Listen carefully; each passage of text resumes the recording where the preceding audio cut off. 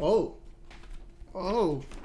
Oh. Hello, everyone, and welcome to my very educated and well in-depth and well-read review of Waterdeep Dragon Heist. This is the newest adventure that just came out for 5th edition, and it's pretty dang cool. I got it a little bit early and have been reading it like a madman in order to put this review out. We're also running it over on Arcane Arcade if you guys want to check that out. The new video should be up pretty soon. The big question here is, Jacob, gosh dang it, I want to know what this game is all about. Well, my fellow viewer, do you like money?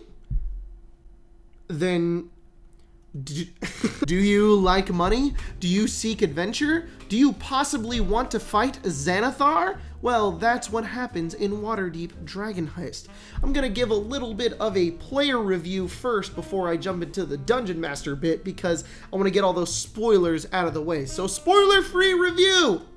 Players, this game is really fun, especially if you're new. If you want to play this game, you are gonna have a lot of fun. It is very much based like a video game, which is how I feel a lot of newer people get into Dungeons & Dragons is because of board games and video games, and this game plays out like a really good one. It's super easy to understand. There's no billions of NPCs that you need to manage, and you get to play a pretty low level as well. It's no, you're not leveling to the massive amounts of high epic level PC. It's actually, I think, just levels 1 through 5, which makes this nice, but easy and fun, especially for newer players. Okay, now it's time for the Dungeon Master review. This means if you're a player, get the hell out of here. This is spoilers, unless you're a player and you maybe want to run it and you're looking for your other friends. But if you're currently about to play this game, don't listen because I'm about to spoil all of it because there's spoilers for D&D campaigns now. That's a thing.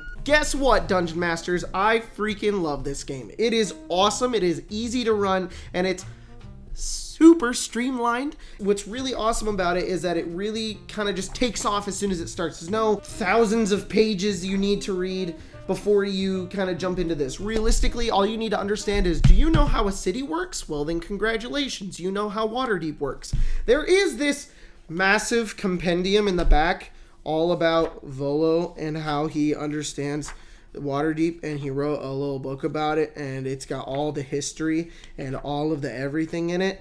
You don't need to read it. If you want to, you can, but it does have some helpful stuff in it, like what coins are called, what the taxes are, and things like that, and it's pretty easy to kind of figure out on your own. You can also just make it up. It doesn't really matter. Unless you're a book purist and you want to run it exactly as it's supposed to be done! No, this game is really, really easy to run. You need only know a few things. First, there's factions. There are a few of them. You need to understand them. Unless you've been hiding under a rock and you've never played Dungeons & Dragons before, there's the main 5, the Emerald Enclave, the Harpers, the Zentarim, the Lord's Alliance, and the Knights of the Old Republic. That's it. So those 5, Order of the Gauntlet, those 5 are in the game, and then there's 3 kind of newer factions. There's the give these weird names. There's also a pronunciation guide in the front, which is really nice. Where the hell?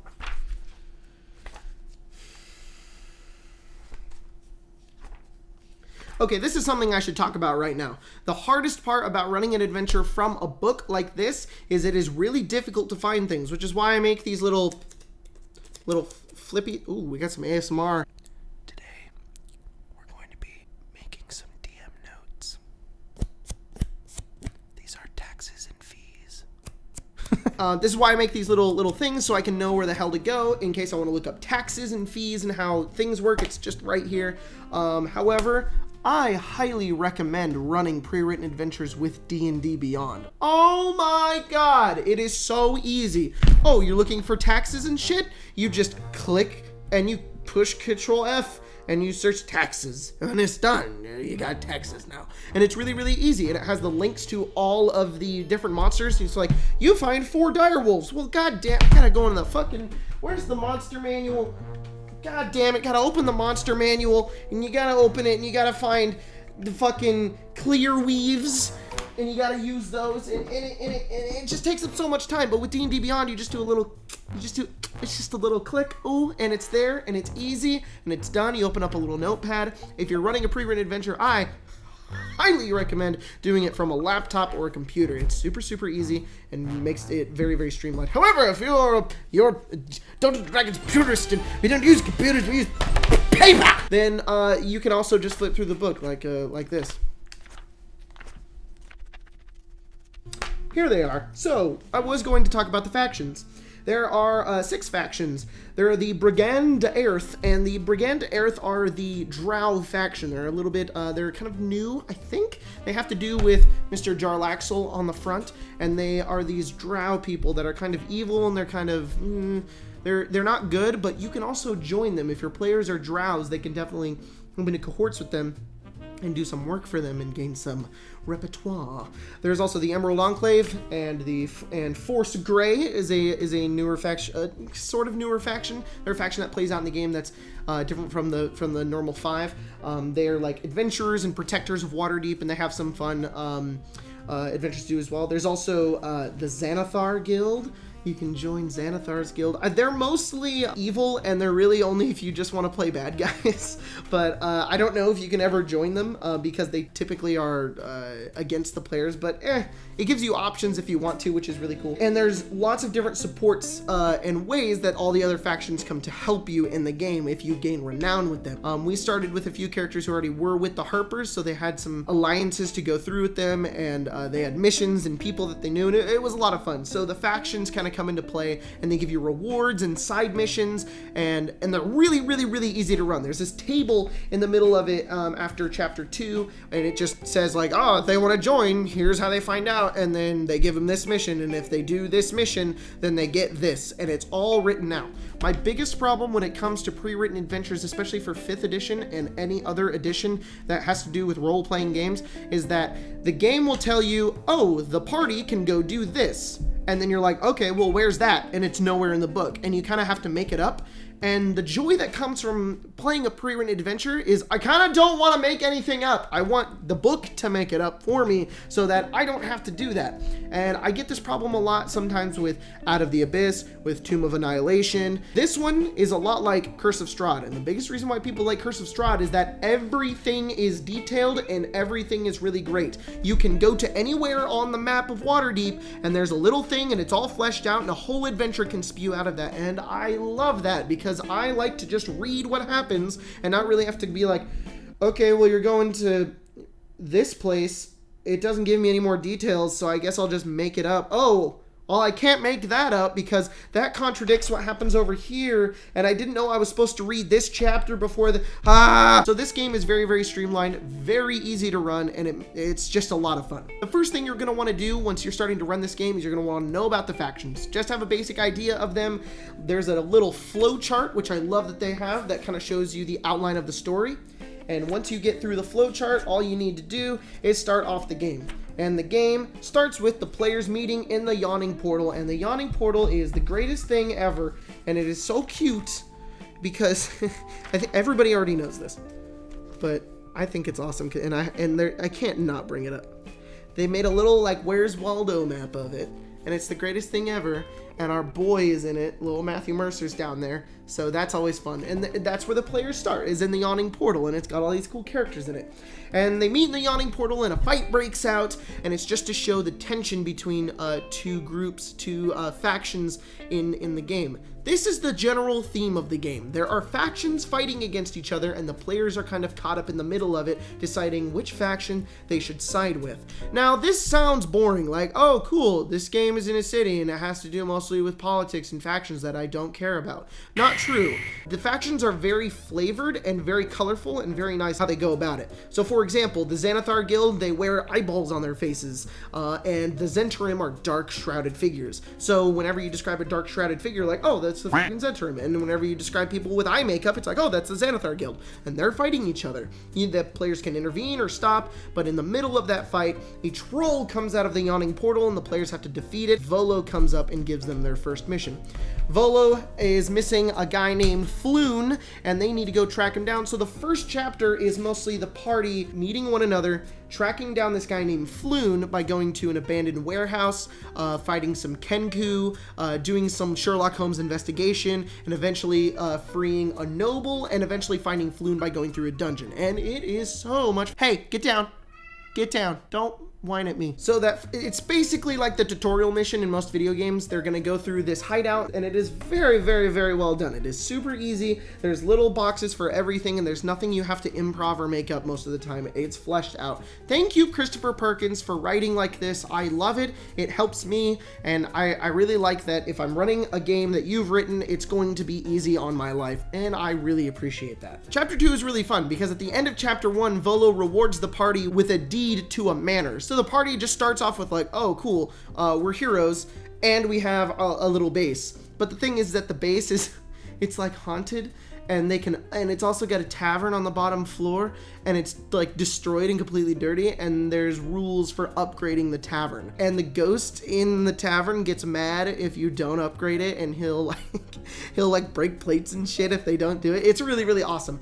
And this is the point where the players can meet all the factions. There's all these different ways you can introduce the factions if you want to. You don't even have to bring them all in. You can just be like, okay, the Harpers and the Force Grey decides to come and meet the party, and that's all I'm gonna do. And there's little missions for them to do. But after this little chapter right here comes the big event that leads to the one and only 500,000 gold plot point that the game sets in. So the first 2 chapters are really made up of presenting what's going on in the game, the factions, and showing the different relations, and showing off Waterdeep as a city, while the 3rd mission starts off with the goddamn fireball, and there's a murder that's happened and something's been stolen, and the party has to take off to go find who done it. The game can take place in all 4 seasons, and it's your choice on which you want to take place in. Each season has a different villain associated with it. So if it's summer, then I think it's the Castellanders, and if it's winter, then it's Manchun. If it's spring, it's Xanathar, and if it's fall, it's Jarlaxle. So you get a different villain based on what happens. They all get introduced in different ways, and eventually it leads to the party moving through great dungeons, getting awesome magic items, and eventually the 500,000 gold that they'll eventually track down. The art is incredible in this book. It is very, very well done. They really went all out with it. Little pages on the inside are very nice, and there's these big art pieces like this that look really, really beautiful. And if you're using D&D Beyond, it's really great to just open those in a new tab, download them, and send them to your party to show them what's actually going on in the city, because you have the actual picture for you. Again, I'm really plugging D&D Beyond, but I think it's just the best way to run an adventure on 5th edition. One of my favorite things is how they do the maps in this one. All of the previous adventures have had these like very complex looking maps. So Yawning Portal, you guys can tell here, Lost Mines of Phandelver does this too, where there's these very intricate looking maps that are very pretty to look at. But y'all know I can't draw that shit, because I've got a mat on the floor and I don't have the ability to draw out all this stuff. I will say it's really nice for Roll20 because you can just implement those right into the game, and it shows this very nice looking picture. But personally, I like how they did it in Waterdeep. It's this very nice, plain, black and white, easy to draw maps that make it look very, very nice. There is, it shows what each room is. It looks like one guy drew it, and I like that a lot because that makes it easy for me to draw onto a map that I can put the minis on. The best thing I can say about this game is that it's so easy to run. There is nothing difficult about running this game because it all takes place in one city. It also comes with this dope-ass map. It all takes place just in Waterdeep. There's no world encounters they can go out to. Now, I personally really love random encounters, but I can find them to be really difficult to manage sometimes because sometimes I gotta roll for them, I gotta check, and I gotta go in, when's a good time to put these in? The game's just like, well, whenever you think, or after every 30 minutes. This game doesn't have that. Instead, this game more or less has prepped encounters that you can throw in when you feel like it. And I love that so much more. Having a very detailed, fun encounter that the game says, hey, when it feels right, throw this in, and it's a lot of fun, and it introduces a new story and a new adventure, and oh my gosh.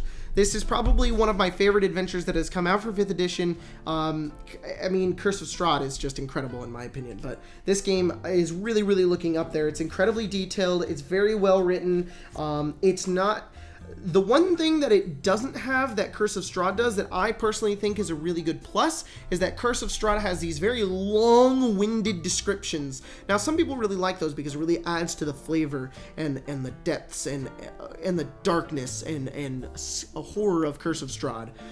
While sometimes I can sit here being winded reading this entire description to my party and they're like, holy crap, are you gonna describe every nail and table leg? Like, who cares? This game isn't very long-winded in its descriptions. It's right to the point, and it's still flavorful enough to give your party an idea of what's going on.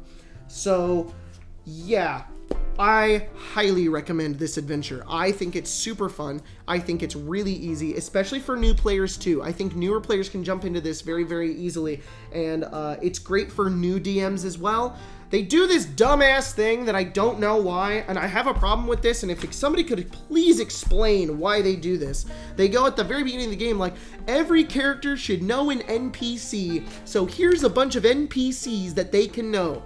Although these NPCs barely have anything to do with the game other than be there, and I don't understand the point that they're there other than to be a bond. I oftentimes remove these, and I have no problem running the game whatsoever. The players are definitely motivated to go do things. I don't understand why the players need to be like, oh yeah, the half-orc I met in the tavern, I should do something about that. And then it starts this whole thing that I have to make up, and it's just annoying. So I don't understand. Maybe you guys like it, maybe you don't. I personally don't. There's a few handouts in the game, like the Troll Skull Manor and Tavern. That's something you give your players.